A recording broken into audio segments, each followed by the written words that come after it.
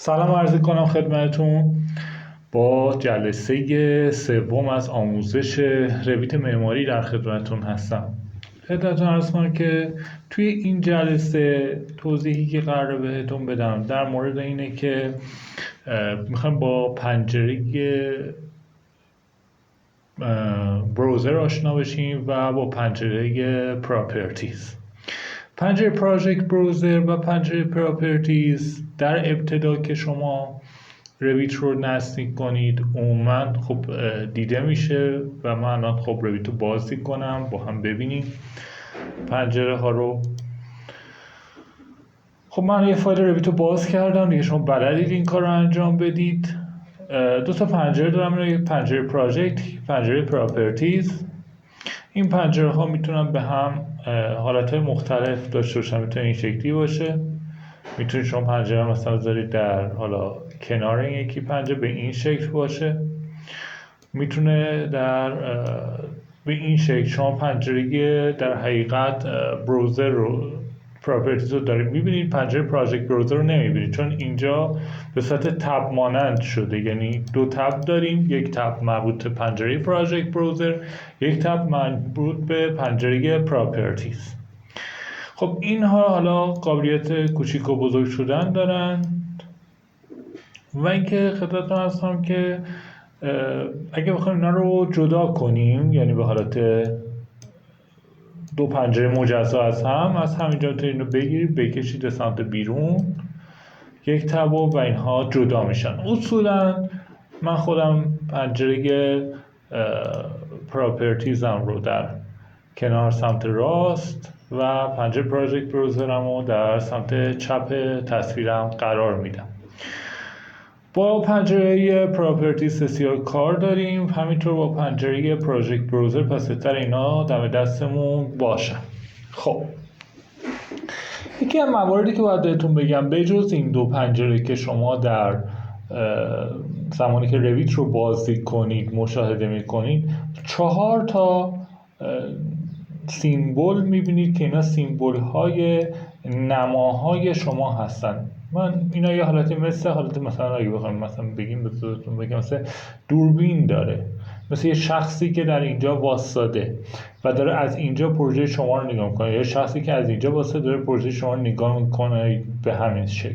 در حقیقت این الیویشن های شما که توی پنجره پراجکت براوزر من موسم رو روش گذاشتم ایست، نورث، ساوث و وست، در حقیقت بر اساس این دوربین ها به وجود اومدن. خب اینها قابلیت اینو داره که خب شما انتخابش کنی و مثلا اینو پاکش کنی، اما یادتون باشه اینها رو نباید پاک کنید.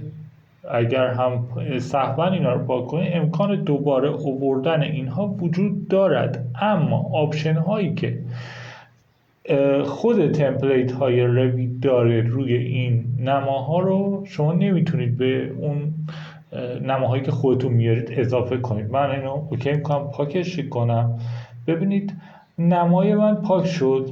اینجا دیگه من نمای شرقی ندارم، یعنی ایست از منوی من حذف شد. خب من حالا آندو میکنم که برگرده نمای من. خب یکی از موارد خیلی مهم، هیچ رویت کاری پنجرهش رو به این شکل ول نمیکنه روی کارش. اصلا یه همچین چیزی ما نداریم، شما هم نباید این کار انجام بدید و یعنی اگه این پنجره شما به این شکل دیده بشه یعنی شما یه آدم کاملا غیر حرفه‌ای هستید و این اساسا بلد نیستید. حتی بلد هم باشید در ظاهر اول شما عنوان یه آدم غیر حرفه‌ای شناخته میشید. این نماها فرض کنید پروژه شما از این قسمت بزرگتره، خیلی راحت میتونید اینها رو جابجا کنید به سمت راست، چپ و پایین و بالا اینا رو حرکت بدید و اون فضایی که برای پروژهتون میخواین رو ایجاد کنید و پروژه رو داخل اینجا ترسیم کنید. خب وقتی ما در جلسات گذشته بهتون تمپلیت ها رو توضیح دادیم، گفتیم تمپلیت معماری داریم، تمپلیت سازه داریم، تمپلیت سیستم داریم که در حقیقت همون برای تأسیسات مکانیکی و برقی ما بود. ببینید من الان توی تمپلیت معماری قرار دارم و وقتی تو تمپلیت معماری قرار دارم اینجا توی پنجره پروژکت بروزر یک سری پلان میبینم. حالا اینا میتونه پلان های کف من باشه، پلان های سقف من باشه، پلان های نمایی من باشه، یا شیت هایی مثل شیت متر برآورد و غیره. میتونه فامیلی من باشه. فامیلی ها رو خب تقریبا فقط بتونه توضیح مختصری داریم که فامیلی چی هست. اینجا انواع فامیلی ها رو دارید ببینید و این حالا من اینا رو میبندم، به جاش واردشون میشیم. گروه کرده باشید یک سری عناصر رو با هم اینجا میبینید و یک فایل رویتو لینک کرده باشید در این قسمت. این پنجره پروژکت بروزر اگر من با تمپلیت، یعنی چیزی که الان میخوام بهتون توضیح بدم و مهمه اینه که من اگه بیام تمپلیتم رو عوض کنم، فرض کنیم من پروژکت رو بزنم بیام روی حالت استراکچرال قرار بگیرم و حالت سازه این باشه. ببینید پنجره پروژکت بروزر من فرق کرد. حالا من بجز آیتم های لول 1 لول 2 لول 1 آنالیتیکال دارم، همینطور یک لول 2 آنالیتیکال دارم. اینها لول هایی هستند که مربوط به تمپلیت سازه‌ای شما میشه. پس پنجره پروژکت بروزر من در حقیقت با تعویض تمپلیت ها میتونه تغییراتی درش ایجاد بشه. من به صورت مثال وارد سیستم میرم.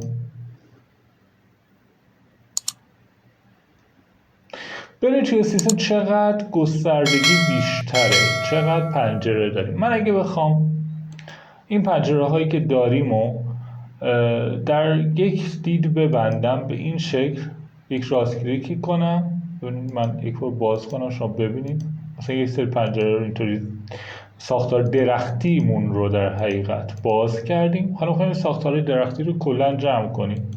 چه راست کلیک کنم، کلاپس آل رو میزنم و حالا دیگه اونها همه جمع شد. حالا ویومو میزنم، ببینید الکتریکال، مکانیکال و پلامپینگ رو داره.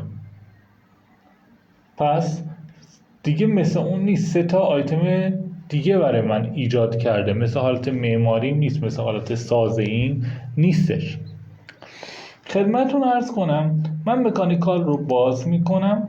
خب مکانیکال مثلا یه اچوک داره، در حقیقت سیستم های تاسیسات هوا اچوک، و اینجا من وقتی برم رو اچوک حالا فلور پلان، سیلینگ پلان، تیردی ویو و الیویشن رو داره واسه من.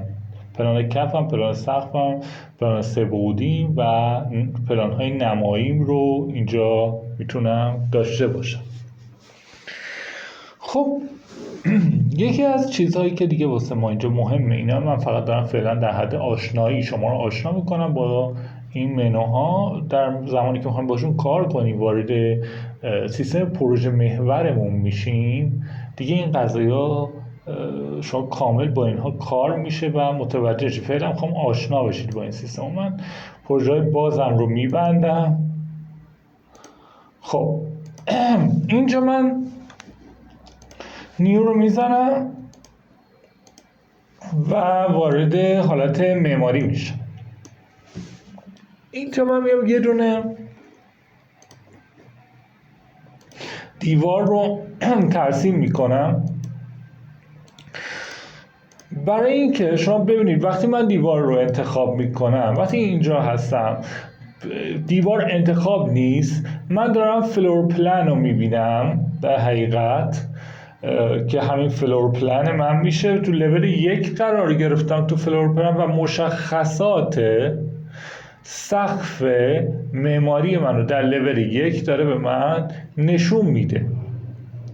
خب این پنجره پس داره مشخصات هر آیتمی رو، هر عنصری رو به شما نشون میده. اگه من اینجا این دیوار رو انتخاب کنم، مشخصات تغییر کرد، داره مشخصات یک دیوار رو به من نشون میده. میتونم عوضش کنم یا تغییر مشخصات بدم توی دیواری که ترسیم کردم. خب این نکته‌ای که هست اینه که اگه من این دوتا رو با هم انتخاب کنم، گفته اینا دوربین‌های نمایی ما هست، قاعدتا انتخاب داشت و اینم دیوارمونه، انتخاب کنم تو پنجره پراپرتیز هم چیزی نمیبینم. اما اگه منوی دراپ داون رو بزنم میگه شما هم ویو انتخاب داری هم دیوار انتخاب داری. خب چی رو میخوای؟ من بگم دیوارم رو میخوام. حالا مشخصات دیوار رو برای من میاره. پس اگر مولتیپل انتخاب کردید، یعنی چند تا آیتم رو با هم انتخاب کرده باشید، باید از منوی دراپ داونتون تو قسمت پراپرتیز مشخص کنید که میخواید مشخصات چی رو داشته باشید. خب شما که تازه وارد رویت میشید یا میخواید با رویت کار کنید، خدمتتون هستم که یک سری آیتم ها باهاشون برخورد کنید. میشنوید رویت استراکچر یا بهتون میگن رویت آرشیتکچر یا مثلا رویت مپ، حتی رویت LT هم داریم. حالا من روی پاورپوینت که این اسماشون رو اینجا یادداشت که شما داشته باشید. خب ما رویت استراکچر داریم، رویت مپ داریم، رویت وان باکس داریم، رویت LT داریم و رویت آرشیتکچر. اینها چی هستن؟ زمانی که شما رویت آرشیتکچر رو نصب میکنید در حقیقت فقط به معماری توی رویت دسترسی دارید، یعنی برای ترسیم معماری هستش.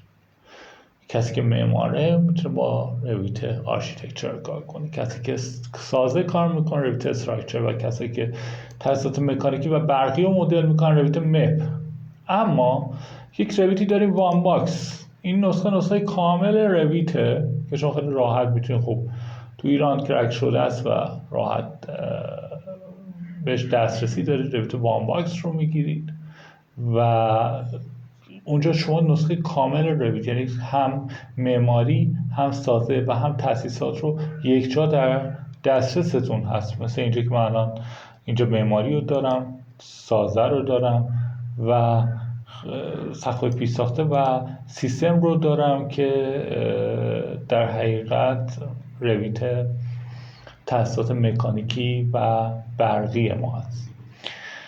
اما که رویت هم داریم، رویت LT هست که نسخه لایت رویته که شما توی اینترنت این نسخه رو با نسخه کامل اون توی سایت خود اتودسک مقایسه‌اش رو ببینید. یک سری امکانات کمتری رو نسبت به رویت وان باکس داره. مثلا به صورت مثال کلا اصلا قسمت تاسیسات مکانیکی و برقی نداره، اصلا روش وجود نداره، ولی خب قیمتش خیلی ارزون تره. ولی واسه ما که داریم تو ایران کار میکنیم و کلا نرم افزارامون کرک شده هستش دیگه، این معنی نداره و ما همون رویت وان باکس نسخه کامل رویت رو میتونیم نصب کنیم. خب فکر کنم توضیحات برای این جلسه کافی باشه. جلسه آتی من میخوام شما رو با در حقیقت کلیه تب هایی که داریم، تب معماری، تب سازه، تب نمیدونم سیستم آشنا کنم. یک توضیح خیلی مختصر فقط جهت آشنایی با زیرمنوها، یعنی در حقیقت پنل ها و آیتم هاش بدم که مثلا هر کدوم آیتم ها چی هست. نمیخوایم واردش بشیم یاد بگیریم ترسیمش رو، فقط میخوایم آشنا باشیم. اگه اومدیم مثلا گفتیم ریلینگ، بدونیم مثلا با این نرده ترسیم میکنن، فقط یک آشنایی رو باشون داشته باشیم، بدونیم مثلا قسم پنل رومنریا داره چه صحبتی میکنه. این صحبت ها رو در جلسه آتی انجام میدیم. خواهشمندم که کانال ما را اگر از یوتیوب وارد شدید سابسکرایب کنید، اگر در آپارات وارد شدید کانال ما رو دنبال کنید، لایک کنید تا ما رو در ادامه این مسیر بتونید یاری بدید و چون این آموزش ها زمان بسیار زیادی رو میبره، هزینه بسیار زیادی رو برمیداره برای ما و توقع ما فقط از شما اینه که ما رو سابسکرایب کنید و دنبال کنید و تا ما بتونیم این مسیر رو ادامه بدیم. تا جلسه آتی شما رو به خدای بزرگ میسپارم. خدا نگهدار.